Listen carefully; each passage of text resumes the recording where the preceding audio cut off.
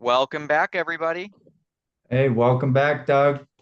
Very excited for today. Well, we're doing something Uh, a little bit different from how we normally do. for sure, for sure. Without too much fanfare, we have a special guest, as Doug's mentioning, to introduce. And I just want to say before I introduce him that, this is a first for us doing video, that this will be available hopefully for video, but certainly audio. And it's our first guest ever for Doug and I. And we couldn't have, got blessed enough in any better way than we are today to have Jackson Pemberton. Now, Jackson wrote something that Nelson Nash quoted in the book Becoming Your Own Banker on page 31 and 32. Jackson wrote this article in 1976. And I was curious of, like, after reading the book several times, I said, who is this guy, Jackson Pemberton?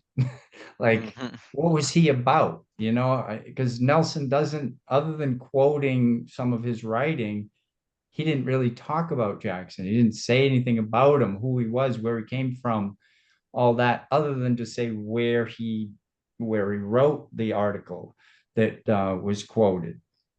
And so, without further ado, and I'll get into more, I want to introduce everybody to Jackson Pemberton, and friends and loved ones call him Jack. So, Jack, thanks so much for joining us. It's so Yes, great. welcome, Jack. Thank you.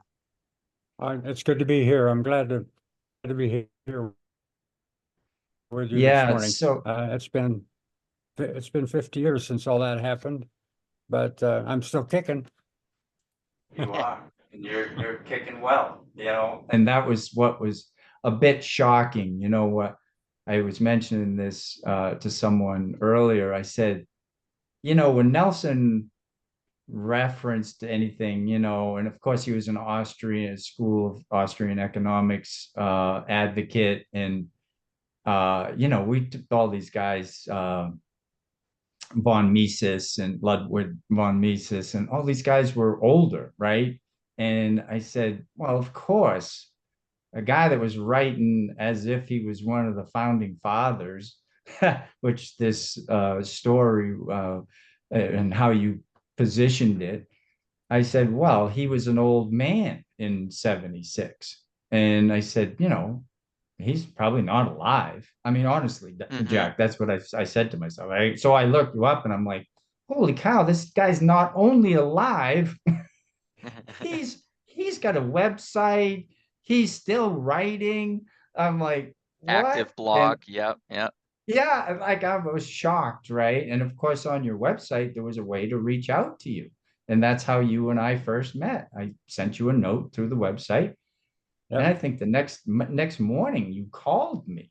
And I didn't answer because I did, like, Kansas, or Utah, or whatever the number came from. I was like, I don't know, who I, this is. And then I was like, wow, okay. I thought So maybe truck warranty had expired, right? yeah, yeah, exactly. So, since you and I have met, like, you didn't know Nelson Nash, right? You you That's right. both you both knew Leonard Reed, Yeah, I who uh, didn't know was anything. president or owner or what have you of the Foundation for Economic Education, Right. which you were commissioned. Is that the right way to put it? I mean, I don't know if you paid or you just how it happened. I'm interested in that story, how that came about that you wrote a series called A New Message, and there was a number of different publishings that you did for the Right. bicentennial issues of the Freeman, which was a magazine basically that was published by Fee and Leonard Reed. And That's he must have connected with you for whatever reason. I'm kind of interested in that story, and then we can get into more. So, okay. I'm glad to tell that story. It was a shocking story for me. 1975, my wife and I were attending a series of lectures by Cleon Skousen, who was, he worked for Hoover in the FBI for a while, didn't like Hoover, by the way. Became the police chief in Salt Lake City. And this happened in Salt Lake City. We lived in about 20 miles south. We were invited to this series of lectures. Skousen was talking about the founding fathers and the creation of the Constitution. So my wife and I attended those, and I had a lot of thoughts about political things. I thought I understood some of the finesse that many people were missing. So we attended those, and about 2/3 of the way through, I was so moved by what I was learning, so amazed at what appeared to be a miracle unfolding at the convention. I'm a religious guy, okay? That's going to be obvious in a second. And what happened to me was probably at least very close to the most spiritual experience I've ever had in my 86 years. So that night in my prayers, that particular night, I just said to the Lord that I really appreciated learning all this stuff, and I was amazed by it. I would like to help if there's any way I could. I would like to do some writing. That nobody knows Jackson Pemberton. Why would they read anything I wrote? I don't know how to break into this, but if I could help, I'd be glad to. Years later, I realized that what I did that night was volunteer. And so the Lord took me up on that. 1:30, I woke up writing as though I were one of the founding fathers. And well, that's ultimate name dropping. But maybe it'll work, you know. I'll see where that goes. And as I sat there and thought about that, I began to have these thoughts coming to me. And then for the next 2 hours, it was an amazing experience. It was like somebody was dictating to me, and I wrote as fast as I could, tears running down my cheeks. And that was the beginning of 3 articles. I had to keep this yellow legal pad with me for a few weeks and a pencil because I never knew when that was going to start again. So much of what I wrote there was, I cannot call it my work. I was just a transcriber. And a lot of it is things that I worked with, and some of it is indeed my own writing, my own thinking, as far as I can tell. But, you know, with the experience one has with these kinds of things, you never can be totally sure where it's coming from. So I hesitate to say any of it was mine. And if my belief that I'm a child of God is anywhere near correct, then I can't take credit for very much at all, except for volunteering. To be that conduit, right? To be the conduit of our founding fathers and them talking to us 200 years later, thereabouts, right? That's really what it was, because it was a celebration of the 200 years of our Declaration of Independence. Right. And, you know, I'll tell you that I've read the excerpts on page 31 and 32 of Becoming Your Own Banker several times, but it wasn't until yesterday that I read that whole particular article. And yeah, I mean, and I took some notes, and I was like, how is it, you know, so you're telling us, how is it that he knows this stuff? Like, what you knew, the way you said it, pretty matter of factly. It wasn't like you were in and out of this sort of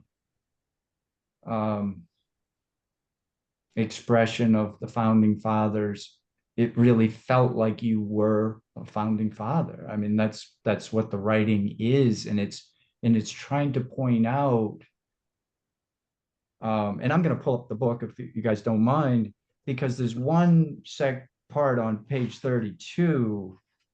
Well, I guess it starts on the bottom of 31 when it says, but history, like nature, travels in cycles. Both liberty and oppression contain the seeds of their own destruction.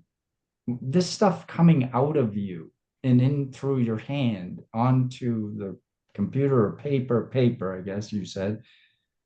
And then it goes on to say, our success has brought the security which you put you to sleep. Yeah. I'm sorry, I interrupted you there. Oh, that's all right. I was just saying, I was writing on a typewriter. Oh, okay, on the typewriter. 1976, 1975. You know, we didn't Yeah, have laptops then. Nope. Yeah. it would be something if you told me you didn't even know how to type yet and you started typing. No, I could do 110 words a minute on a Wow. Yeah. Wow, that's impressive. Okay, secretary. Yes. So I will add one thing, that is, as I got into that, I realized that I needed to, in order to be able to speak like a founding father, I needed to drown myself in their writing. So I spent a lot of time in the Federalist Papers, reading those, studying them, understanding what they're saying. And of course, I kept attending Skousen's lectures. yeah, it's kind of it's kind of like preparing for a movie role, like, right? People submerge themselves in, if they're going to be a police officer, they might drive around with a police officer, like live the life and embody, right? So you sort of embodied what was written, and so you became the real thing. You did through that process. It was almost like an acting job, though you weren't, it was real. It's all real because it's there for us to see today, almost 50 years later. Jack, you and I have only known each other for a few months. We just began talking a few months ago, and a couple different conversations and back and forth. We've talked about love. In fact, you might want to share. You told me earlier that you had a dream. You woke up with that word.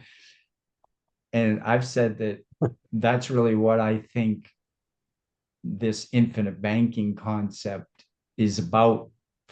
I certainly think it's the same for Doug. And Doug, you can speak for yourself, but I think it is from my conversations with you, is we are loving on people because we're trying to show them there's a little bit less enslavement if you go through this process, right? You can sort of step outside and you can take responsibility, which was ultimately the responsibility was what Nelson was doing in this analogy of your writing, was that we can't just abdicate to our government officials. We can't just advocate to the bankers and financial people, like, hey, that's their bailiwick, they know what they're doing, and we so-called hired these representatives and that's their thing, they know what they're doing, they're the experts, right?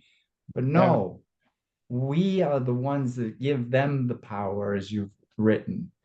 And we've lost sight of that, and we do the same in both realms.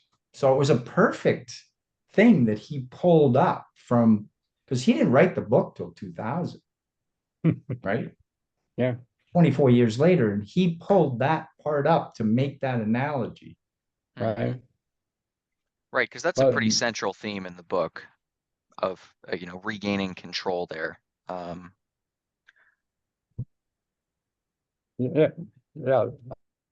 I like to say it this way, we need to be actors and not acted upon. And that's one of the goals of human life, I think, is to free ourselves from being a victim or being subject to outside forces, but to be in control of our own lives. Mm. And I just happened to see something while we were trying to get this going this morning, a little article from the Cato Institute about universal savings accounts.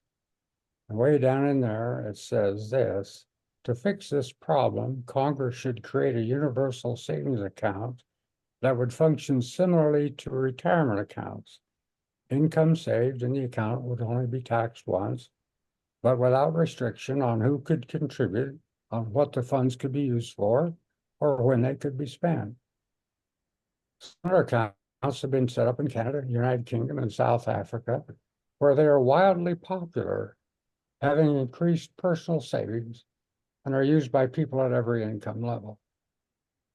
And I think, how totally ironic. The government needs to create freedom. It doesn't work that way. They need to create a universal savings account. They don't need to do that. Why can't we already, I mean, this is a description of freedom. You set up an account, anybody can put money in it, you can take it out anytime you want to. You can use it when you want. And they're saying Congress should create this thing. It's We are, almost as though people forgot what happened with Social Security, right? I mean, it's funny. We'll come up with these plans and these ideas, and what invariably happens is the government will see that as a viable place to pull money out of now because they need money. And the rules around that will change as time goes on. And, you know,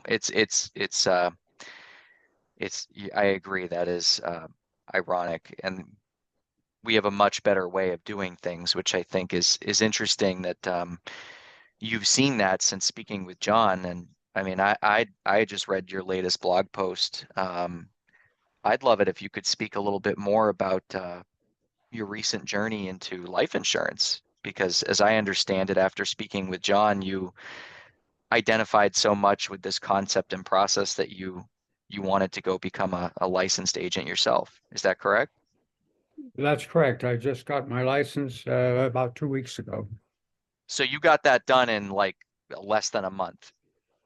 Yeah, it took about a month. Yeah. That's great. That's awesome. Yeah. Yeah. That's great. Oh, I'm trying So if you don't mind me to asking, figure out what which way to about, jump. sorry, I didn't mean to interrupt there, Jack. Oh, that's all right. Go ahead. What about uh what about the vehicle of whole life insurance and this practice of infinite banking resonated with you so strongly that you felt you wanted to go get a license in that short of a time frame? Oh, you know, my father sold life insurance when I was in high school. No kidding. Back in the 50s, 1951 to 55 was my high school years. My father sold life insurance. I had a couple of policies on me. I got married and had a family, ran out of money and cashed them in. What a terrible mistake. Hmm. Anyway. Not the only one. Yeah, so I'm the world's worst example, but that's a learning experience. And I think that helped soften up my brain and my mind to accept Nash's idea of whole life insurance as a vehicle toward wealth. It just makes a whole lot of sense. And when I got the paradigm shift to recognize that whole life insurance should be seen first as a financial vehicle, a facilitator and an enabler, with the additional plus frosting on the cake of a death benefit. We Hmm. should call it life insurance. We should call it prosperity insurance. Yeah. With Wow. with a death benefit. So, yeah. Anyway, that. Hurry up and trademark that, Jack. Yeah. Yes. Yeah. Yeah, I like that. So Yeah. I was totally ready for that idea. But at my age, I'm struggling to figure out how in the world to use it. I don't know what it would Yeah. cost me to buy a whole life insurance policy right now. It might be a little bit expensive. I think it might, yeah. But Well, you the know, interesting thing is, given your propensity for, passing along messages and helping others, it's likely that you could do a good deal of good in perpetuating this message to future generations, which would, obviously be invaluable. Well, yeah, yeah. I've got all the experience I need to say, don't do it the way I did it. Right. And exactly. Don't we all? Yeah, Yeah, I, I, I've spent thousands of dollars on interest over the years, had a big family. Uh, I've earned over $1 million if you add up all my wages, and it's all gone. It's mm, all invested in those kids. And I have no regrets about that, but that's where I am. So I'm substitute teaching to keep myself going. Um, I have a little bit of pension. I moved around a lot because I was in information technology and I could improve my salary more by moving than by staying with any one company. hmm But my 401ks and those kinds of things were minuscule compared to what they might have been if I had stayed with somebody. So, but again, I have no regrets. I'm doing fine. mm. yeah, but it could be improved upon, and that's what you're trying to help people understand, right? Right. Exactly. Yeah. There's a better way. There's a better way. And yeah, I know prospects and clients, people who became clients, they use that exact phrase. There's got to be a better way, right? Mm. And then they're like, Yeah. holy cow, here it is. I just Yeah. want to add to, like you said, that being an actor as opposed to being acted upon, right? That we miss that, right? And it's interesting you're using that language because a few months ago, you didn't even know about Nelson and his writings. Right. And of course, he knew about some of yours, but he didn't know about something, say, in 2021, which I took let's see if I can find it here. I had it a moment ago, and it was under a section in one of your blogs, state rights or sovereign human rights. It says, so we keep asking the federal government to solve more problems and that thus to get bigger and bigger. And it is only too happy to comply as bureaucrats build their kingdoms and budgets while assuming more and more jurisdiction, which is a key word, as you know. And then we complain that the government is way too big, and you put, go figure, right? And Nelson wrote the same kind of thing in 2000 that you didn't know about. He's talking about, who are you in the play Right. on the stage of life?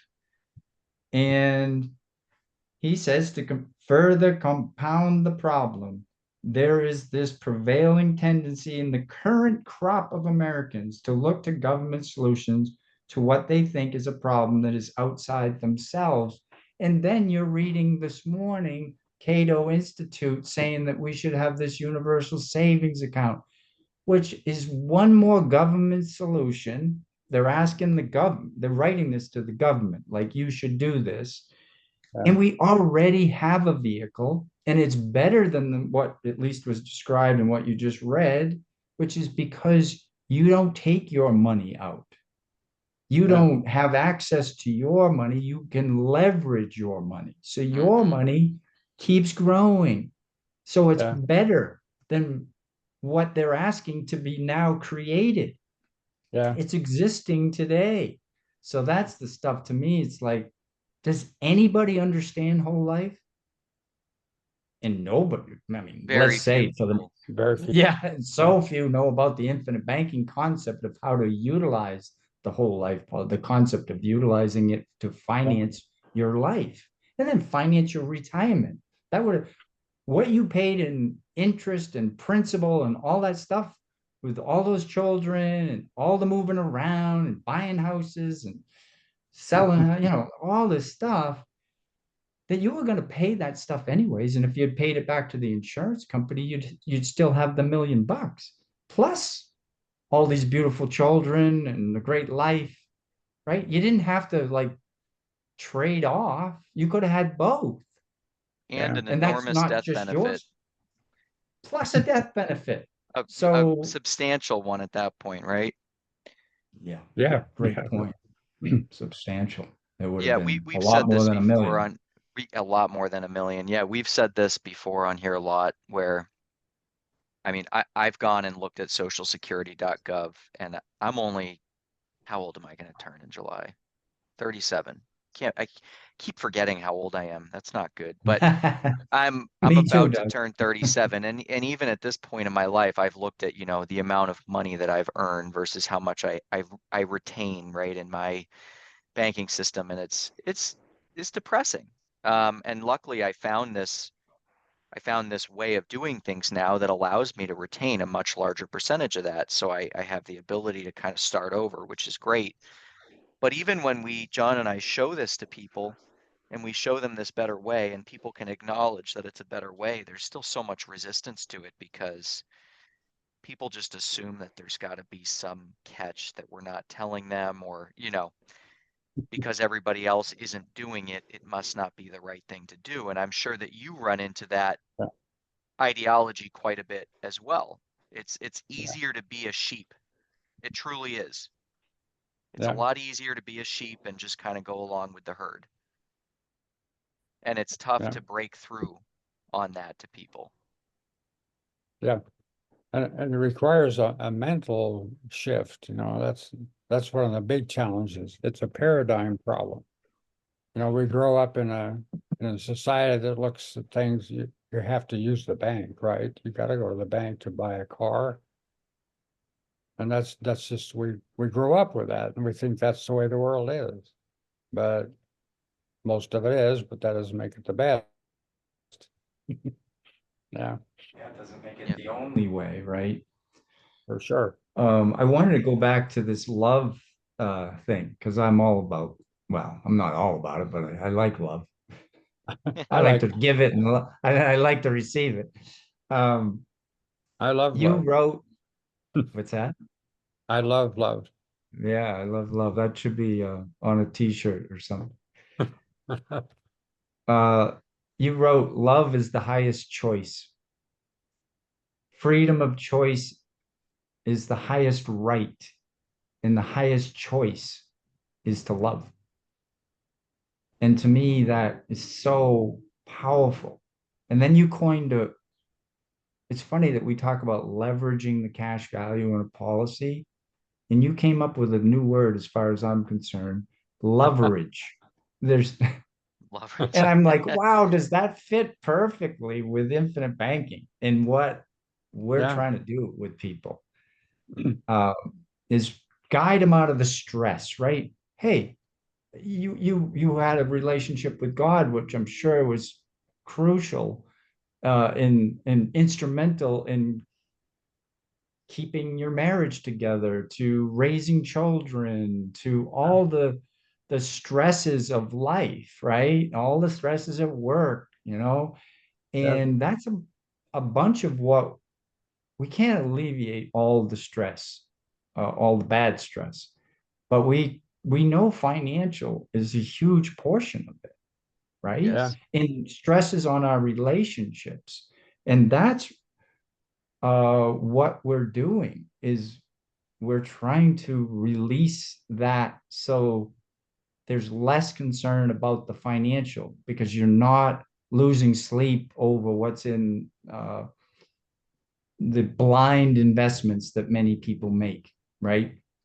They yeah, just want to get a rate of return and somebody told them that they can get an average of whatever over a period of time and but it's a lot of hoping, right? yeah. I hope this works out, right? And we're You, trying to take some of that know, or some of the hope out and the knowing in, put the knowing in, right? Mhm. I'm sure you have no idea how timely your comments are. I, Just yesterday afternoon, my wife and I are camped at a little lake about an hour and a half from here in our little camp. And we're talking about we're going to do the rest of a few years of our lives. We have decided to sell the house, go on the road and visit all of our progeny. There's about 60 of them. And we found a little property in southern Utah, way up in the mountains with a cabin on it that needs some repair. Really good price. So as soon as I get off here, I'm going to submit an offer on that place. And we'll go on the road for a year or two and use that little cabin as a getaway in the summer and fix it up, double its value, and probably sell it in 3 or 4 years and buy a condo and get off the lawnmower and those kinds of things. But, so I am totally stressed out today. I'm looking at my finances. I'm looking, everything is an upheaval, but it's fine. It's good stress. We're reevaluating. We're thinking all this stuff through, and what's driving it is love. Mm. That's great. I just love that. I love that you've endured and endured the love in the ups and downs of a relationship. How long have you been married, Jackson? Well, it's You and your wife? married, so it'll be 49 plus 24. Okay.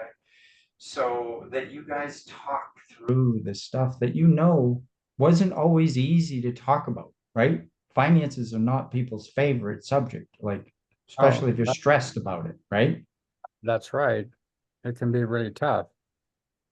Yeah, Yeah, most of us avoid it actually, I true. would say. And that's unfortunate because it doesn't get better when you avoid it. No, it's you know, yeah, I think it comes back to, like you said, it's love and in your relationship with your creator, right? That you're asking him to dwell in you, right? And just like you asked him that night at that presentation and said, if I can help, let me know how. Yeah, yeah, And you got an answer. And from reading Becoming Your Own Banker that Nelson was a Christian, that yeah, when he ran into his financial trouble, yeah, he got down on his knees yeah, and meditated, prayed, whatever you want to call it, with God. yeah, And God spoke to him too. yeah. And that's why you and I connected. Otherwise, we would never probably ever connect, right? We Well, both go on with our lives and never connect. And yeah, it was Mhm. because of the relationship with God for both of us, right? For all of us. yeah. Without it, and without leaning on God and asking for guidance, asking for help, or asking, what can I do? Not even asking for help. If it be your will, do it. I'm here. I'm your servant, right? I'll do whatever you want me to do. And that's it. I I have bounce another. all over the, yeah. Go I have ahead. a Sorry. couple of love that I'd like to share. I woke up this morning thinking about you mentioned that, and I was actually started thinking about poor President Trump and how he's vilified and all that stuff. And I can't help but admire his capacity to endure. You know, Yeah. I've never have really liked the man as a man. He can be arrogant, he can be flippant, and several other things. But then on the Yeah. other, Rude. yeah. Yeah. And then I think maybe that's the only kind of personality who could survive this this storm that he's in. And I thought if I could get Trump's ear, I would say you need to start talking about love. lead this nation with love, and teach us to love each other. That's the biggest problem I think we've got in many ways, is we're learning how to hate one another. And I think it would drive the elites crazy. They would hate him all the more because they don't like love. Yeah. And it comes out, once in a while you hear a statement that really reveals where they're coming from. And it's not a position of loving the common man. It's a loathing, what's the word, not despicable. What did Hillary call us? The basket of deplorables. Oh, Yeah. yeah. Deplorable, we're deplorable. Yeah, we're your employers, by the way, Hillary. We're your employers. Yeah. This basket of deplorables. Yeah. Yeah. So if you hate somebody who's preaching love, that means that it's frustrating you somehow. And the source of your frustration must be that you don't like love. So if you don't like love, then maybe you like hate. And I think that's a revealing thought. I agree. I mean, because how could you ever get anybody to come to your side if you actually admitted that? Like if you said, oh, that's a bunch of bunk, that love stuff, right? Like that's crazy talk, everybody would know immediately that you're not the one that we should follow. Right. Because everybody knows that when they feel love and feel that energy that's exchanged in even just in nature, just walking around and seeing birds fly by you and whatever, right? There's something physical, physiologically that changes with your body, and it's an incredible, great feeling. You can't describe it, but when you're in it. Right. And that feels a whole lot better than hate when you're hating on something or someone, right? Like that feels like poison, right? That feels like it. Yeah. Yeah. And I think when you know that somebody loves you, that is maybe the most fundamental compliment. I just think it's a huge benefit to the self-esteem. And so we have a lot of people who are suffering from lack of self-esteem. And we call them, they're in the homeless, they're in the deprived poverty cycles.